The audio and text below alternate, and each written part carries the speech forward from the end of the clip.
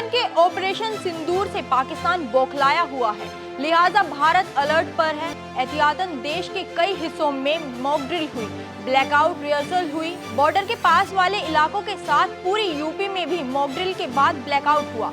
Operation सिंदूर के ठीक बाद लखनऊ से कानपुर और मेरठ तक शाम के 7 बजते ही सायरन की आवाज सुनाई देते ही शहरों में अंधेरा छा गया। लोगों ने घरों में लाइटें बंद कर वॉर से बचने वाली एक्सरसाइज में हिस्सा लिया। आजमगढ़, अयोध्या, शामली, बरेली, कानपुर, एटा, नोएडा के साथ बुलंदशहर में भी ब्लैकआउट मॉक ड्रिल हुई।